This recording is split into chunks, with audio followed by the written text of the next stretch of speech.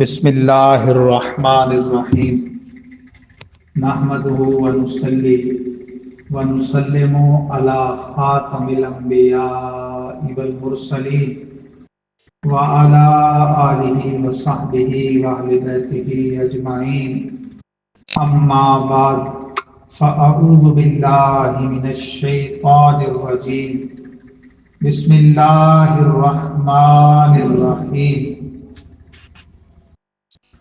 وَإِذَا طَلَّقْتُمُ النِّسَاءَ فَبَلَغْنَ أَجَلَهُنَّ فَلَا تَعْضُلُوهُنَّ أَن يَنكِحْنَ أَزْوَاجَهُنَّ إِذَا تَرَاضَوْا بَيْنَهُم بِالْمَعْرُوفِ صدق اللہ العظیم وصدق رسولہ النبی الکریم الامین ونحن علی ذلک لمن الشاہدین والشاکرین والحمد للہ رب العالمین ان اللہ وملائکتہ یصلون علی النبی یا ایہا الذین آمنوا صلوا علیہ وسلموا تسلیما صلی اللہ علی النبی الأمی وآلہ صلی اللہ علیہ وسلم صلاۃ و سلاما علیک یا رسول اللہ وعلی آلک واصحابک یا حبیب اللہ الصلاۃ والسلام علیک یا خیر خلق اللہ وعلی آلک واصحابک یا حبیب رب العالمین۔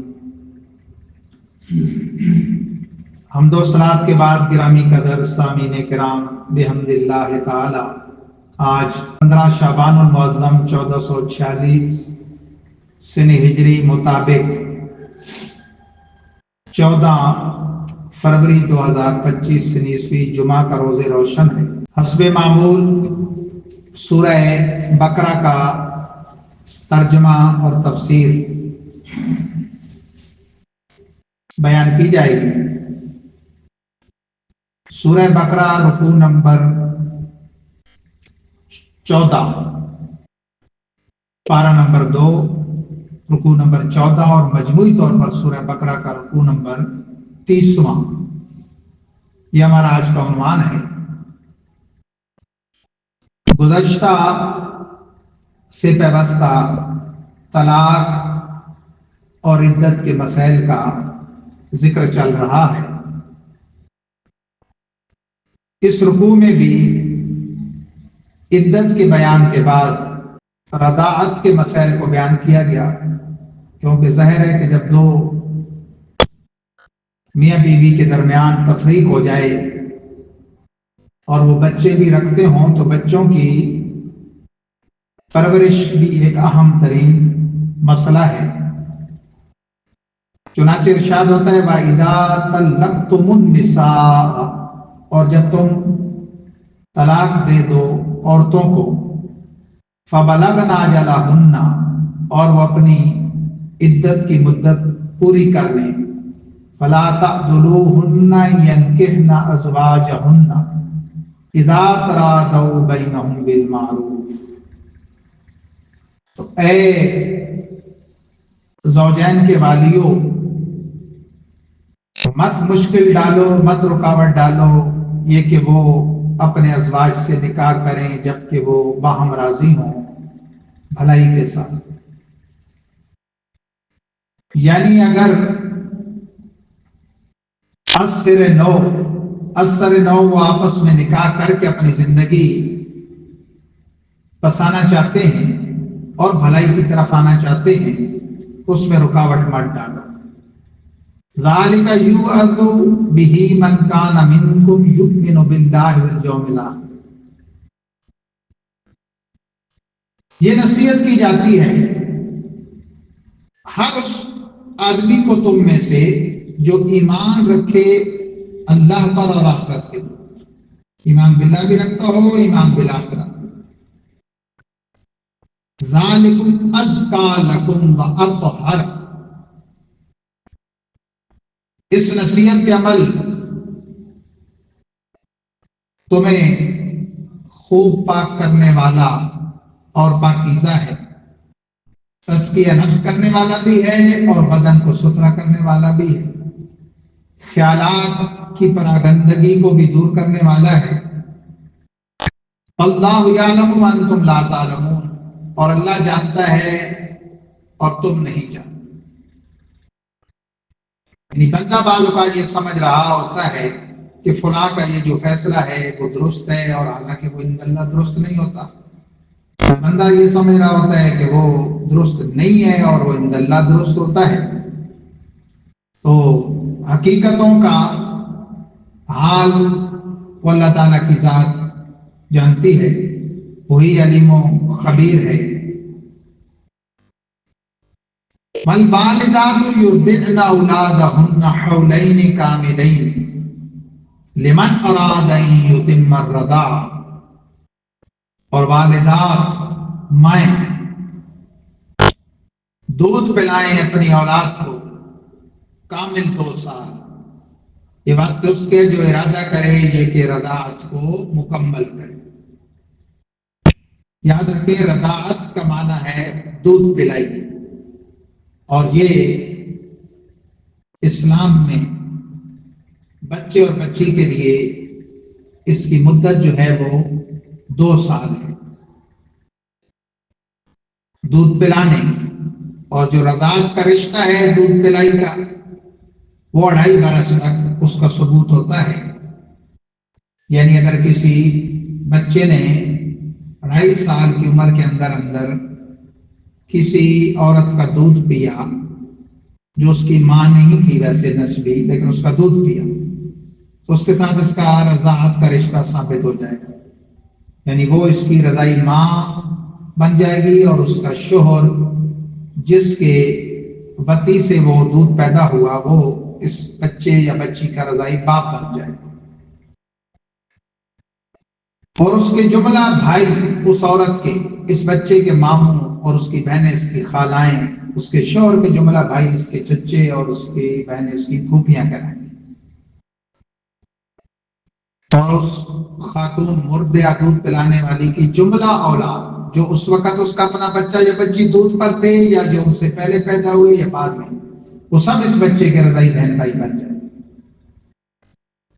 اور ابن عباس رضی اللہ تعالیٰ عنہما کی روایت ہے، مشکاۃ شریف کے رسول پاک صلی اللہ علیہ وسلم نے فرمایا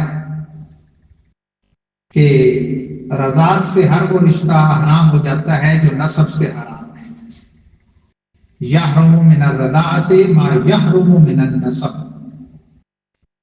اس طرح یعنی نسبی خالہ اور پھوپھی سے نکاح نہیں ہوتا، اور بچی کا نسبی چچا اور ماموں سے نکاح نہیں ہوتا، اسی طرح یہاں بھی ہوگا۔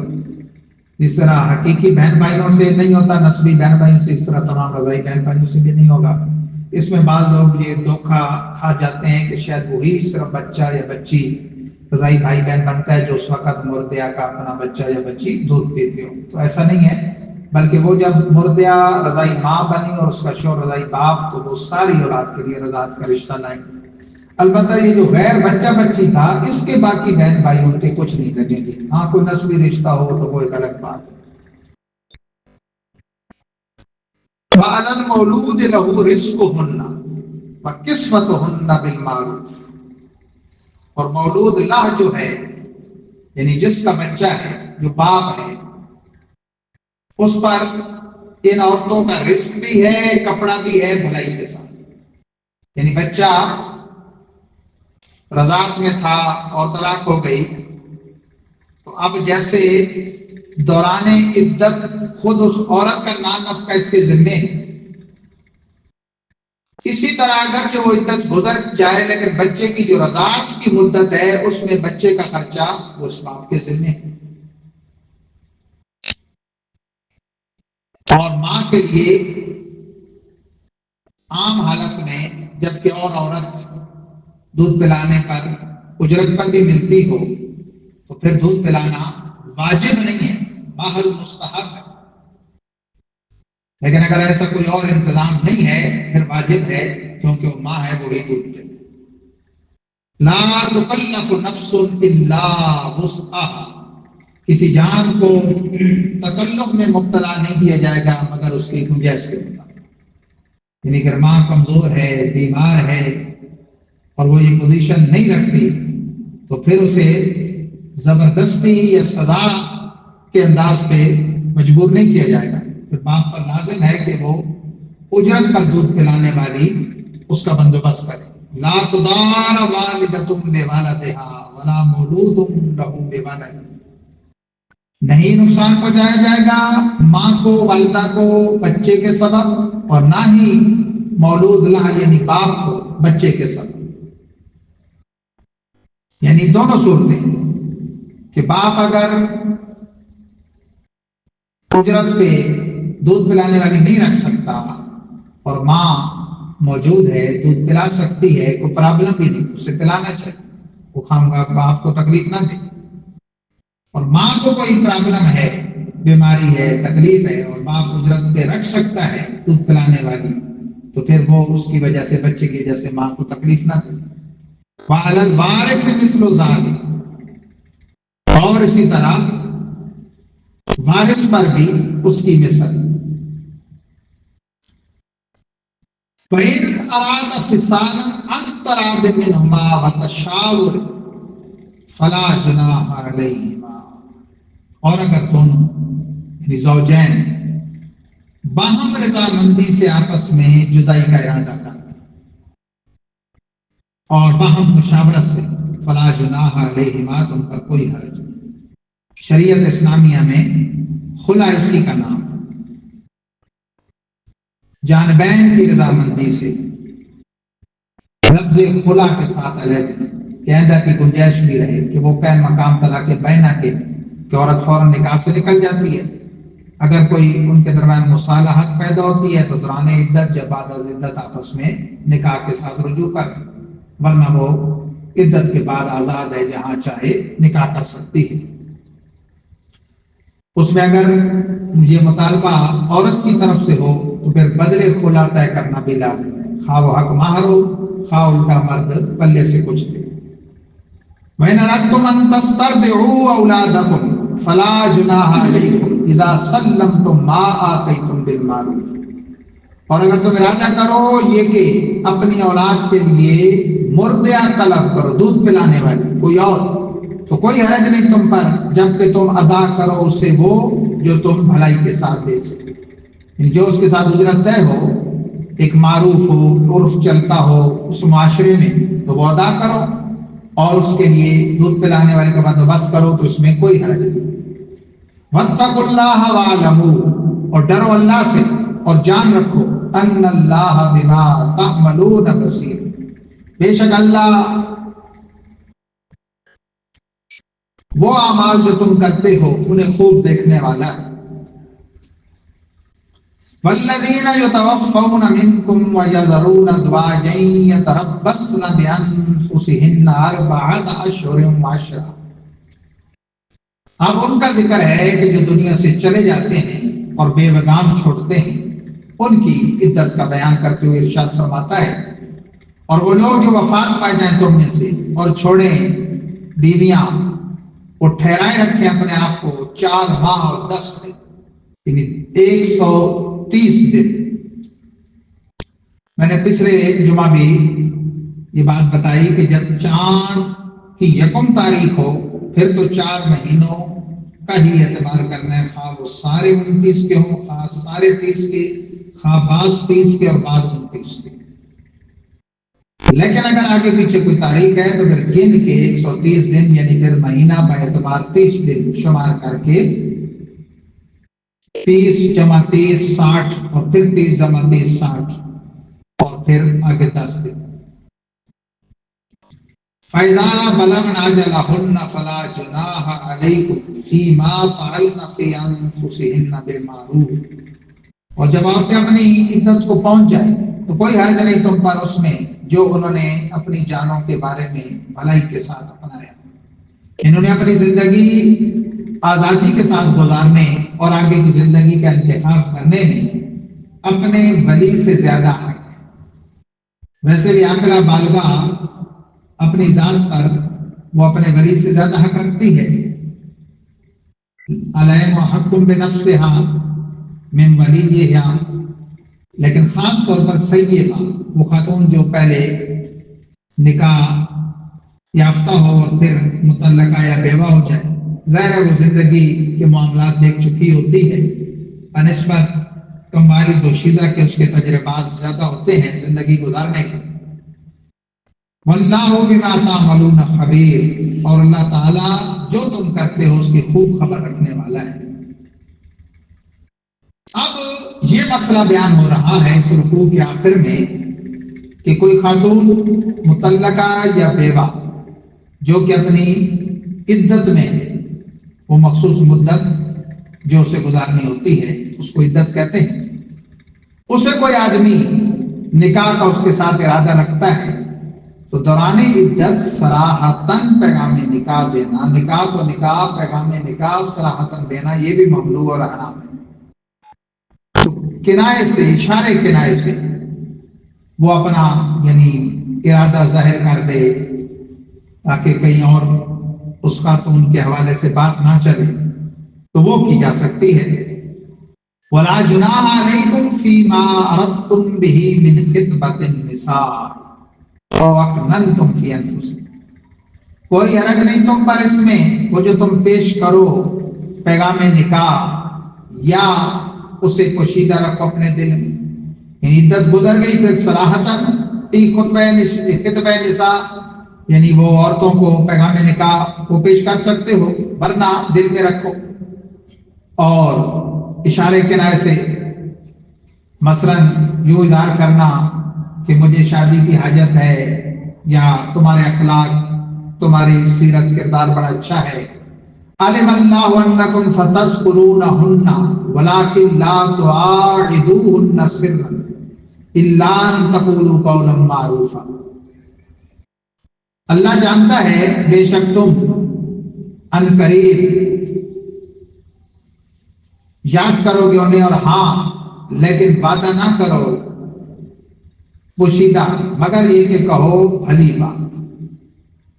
یعنی اللہ تعالیٰ کو تو پتہ ہے جو تمہارے دل میں ہے، تو تم بھی پھر اس کا اظہار جو کرو تو قول جو ہے وہ دل کا اور دل قول کا رفیق ہو، دھوکہ دہی نہ ہو، محض وہ لالا لپا نہ ہو. ایسا نہ ہو کہ تم انہیں اپنے آسرے پہ بٹھائے رکھو اور پھر کہیں اور نکاح کر لو اور وہ تمہارے انتظار میں بیٹھی رہیں. وَلَا تَعْزِمُوا عُقْدَةَ النِّكَاحِ حَتَّىٰ يَبْلُغَ الْكِتَابُ أَجَلَهُ، ہاں نکاح کا پختہ ارادے کا عزم مت کرو یہاں تک کہ جو ان کی مدت عدت وہ لکھی ہے وہ پہنچے اس تک.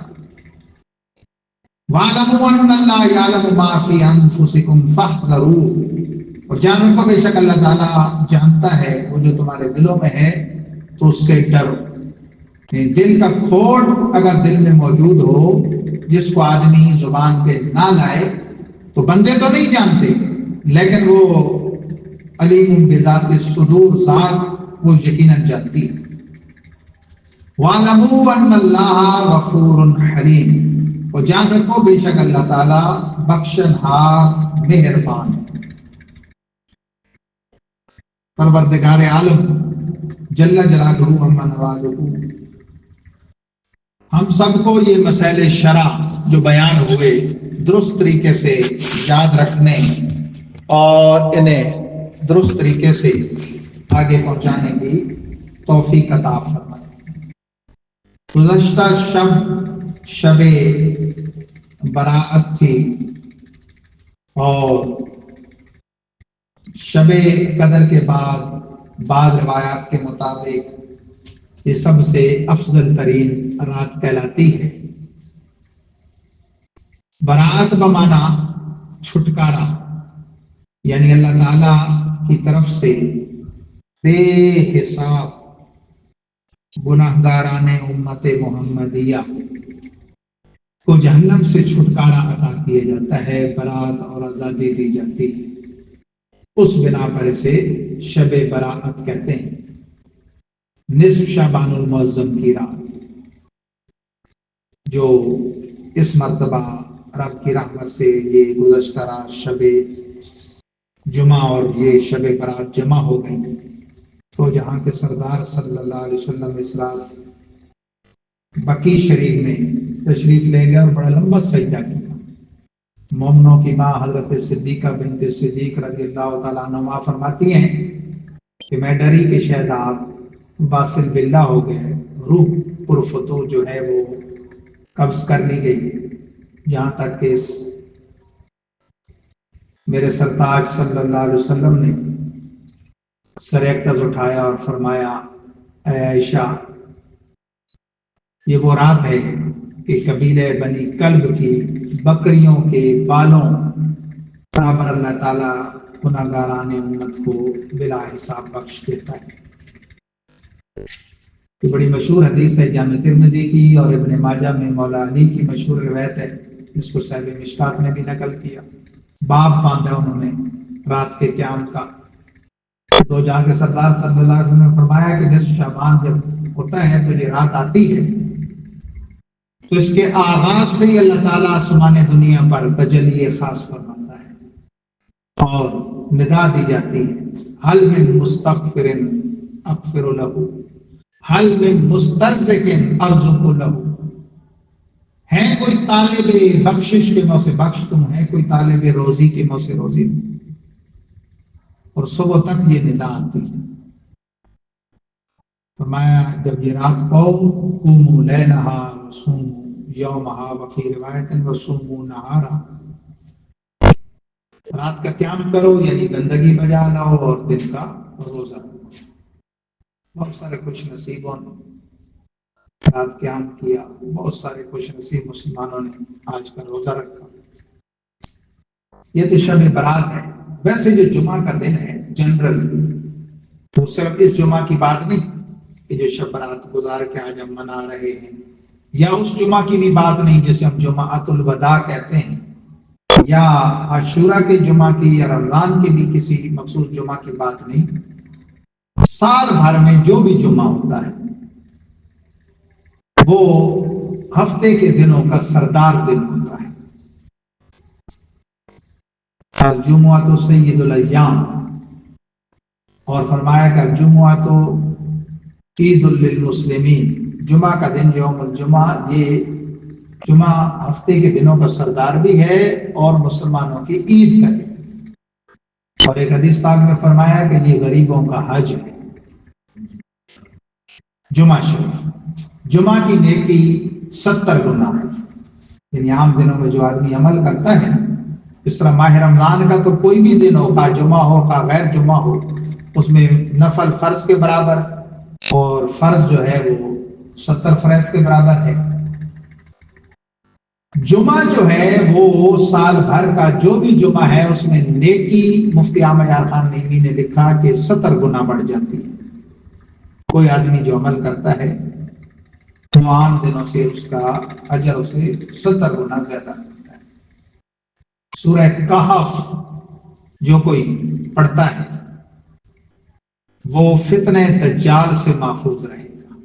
جو خوش نصیب جمعہ کے روز والدین کی قبر پہ حاضری دے، اگر دنیا میں بالفرض وہ نافرمان تھا، قیامت میں فرما برداروں میں شمار ہوگا۔ جمعہ کے روز ایک ساعت ایسی ہے کہ اس میں دعا بال یقین مقبول ہوگی۔ اس کے بارے میں اقوال مختلف ضرور ہے۔ ایک قول ہے کہ خطیب کے ممبر پر آنے سے لے کے فراغت نماز تک مختلف اقوال ہیں، لیکن جمہور کا قول مختار یہ ہے کہ پچھلی جو گھڑی ہے جمعہ کے دن کی، یعنی بعد نماز عصر تا غروب آفتاب، اللہ توفیق دے۔ اس میں والدین زندہ ہیں تو ان کی زیارت کریں، والدین اگر دنیا سے چلے گئے تو ان کی قبروں پہ جائیں، اور جو نیکی ہو سکتی ہے وہ کریں، درود شریف پڑھیں، کثرت سے ذکر اذکار کریں، تلاوت قرآن مجید کریں۔ اور یہ شعبان کا مہینہ تو دو جہاں کے سردار صلی اللہ علیہ وسلم کا مہینہ ہے، اس میں جس قدر ہو سکے درود شریف کی کثرت کریں۔ ماہ رمضان کی اب آمد ہے، گنے چنے 2 ہفتے ہیں، یعنی 2 جمعے ہمیں اور نصیب ہوں گے زندہ رہے تو تیسرا جمعہ ہمارا ماہ رمضان شریف کا جمعہ، یہ ایک 22 شعبان پائے گا جمعہ، پھر ایک 29 شعبان، 30 کا نام بھی ہوا تو وہ آخری جمعہ ہی ہوگا، کیونکہ 29 تو ہوتے ہیں نا دن، 30 نہ بھی. اگلا جمعہ جو ہے وہ رمضان شریف میں آئے گا. 7 رمضان ہو گئی ہے، 8 رمضان ہو، 6 رمضان ہو گئی. تو بہرحال جمعہ کے دن کی خصوصی اہمیت کو پیش نظر رکھ کے پھر علم دین ایک بڑی دولت ہے. حضرت ابن عباس رضی اللہ تعالیٰ عنہ فرماتے ہیں، مشکاۃ شریف کی حدیث ہے، تدارس العلم ساعۃ من اللیل خیر من احیائها. لمحہ بھر رات کو علم دین کا باہم درس لینا دینا یہ پوری رات کی شب بیداری سے افضل ہے. تو جہاں کے سردار صلی اللہ علیہ وسلم فرماتے ہیں، بندے کا صبح مسجد میں جا کر 1 یا 2 آیتوں کی تعلیم حاصل کرنا یہ عرب کے سرخ اونٹوں کو راہ خدا میں صدقہ کرنے سے افضل ہے. یہ عرب کا سب سے قیمتی سامان تھا. تو خیرکم من تعلم القرآن وعلمہ، حضرت عثمان کی روایت ہے، بخاری شریف کی مشہور ہے. تو یہ جمعہ کا دن ایک ہمارے پاس موقع ہوتا ہے، اور یہ رب کا کرم ہے، رب کا فضل ہے کہ قرآن پاک ترتیب وار ترجمہ اور تفسیر کے ساتھ بیان ہو رہا ہے. اسپیکر کا پہلے تھوڑا عذر تھا، پنجگانہ نمازوں کا تھا، اب مسجد کھلی ہوتی ہے، اسپیکر بھی آن ہوتا ہے. تو سارے بھائی دل جمی کے ساتھ، ذوق کے ساتھ تشریف لایا کریں. اور مجھے چند ساتھیوں نے کہا، استاد بھی موجود ہیں، یہ جو ہمارے حافظ صاحب امام صاحب ہیں، یہ ان کے والد صاحب ہیں، حضرت مولانا عبد الغفور صاحب آتے ہیں. یہ ساتھ قریب ہمارے یہ درس میں مدرسے میں ہوتے ہیں. تو یہ انشاءاللہ سرپرستی بھی کریں گے، رہنمائی کریں گے، اور چھوٹی سی آپس میں ایک کمیٹی ترتیب دے لیں. چند منٹ کے لیے جمعہ کی نماز کے بعد آج بیٹھ جائیے گا. دیکھیں، مسجد جس محلے میں ہوتی ہے اس کی آباد کاری اس محلے کے ذمہ. اگر بالفرض ہم سے کمی کوتاہی ہوئے گی بھی صحیح نہ، تو اس مسجد کے حوالے سے ہماری بات پرس وہ نہیں ہوگی جو آپ کی ہونی ہے کہ آپ اس محلے میں رہتے ہیں. تو ہم چاہ رہے ہیں کہ رمضان شریف سے پہلے نمازوں کے نظام کو بھی اور مضبوط کریں. عید الفطر کے بعد انشاءاللہ یہ 4 دیواری کی تعمیر کا کام شروع کرنے، اس حوالے سے بھی کل عمل کریں. اور سب سے زیادہ جو ہمارے نمازیوں کو ویسے بھی دشواری ہوتی ہے اور رمضان شریف میں پھر زیادہ ہوگی، اجتماعی طور پہ اس راستے کو ہم چاہ رہے ہیں کہ چلو بالکل پختہ نہیں تو چلو سرخ مٹی ڈال کے اس کے اوپر جو ہے نا وہ ڈال کے تو اس کو مضبوط کر دیں. اس حوالے سے تھوڑا سا چند منٹ کے بعد نماز کے بعد بیٹھ جائیے گا. اللہ کی رضا والا یہ کام ہے، کسی کا شخصی یا ذاتی کام تو ہے نہیں. انشاءاللہ آپ کو بھی اجر ملے گا، ثواب ملے گا. اور جب تک نمازی اس راہ سے آتے رہیں گے اور مسجد کی طرف ان کے قدم اٹھتے رہیں گے، قدم قدم پہ جہاں انہیں ثواب ملے گا اور ان کے گناہ مٹے گے، تو جنہوں نے یہ کوشش کی ہوگی ان کے بھی نامہ اعمال میں ان کی نیکیاں درج ہوتی رہیں گی. وآخر دعوانا الحمدللہ رب العالمین.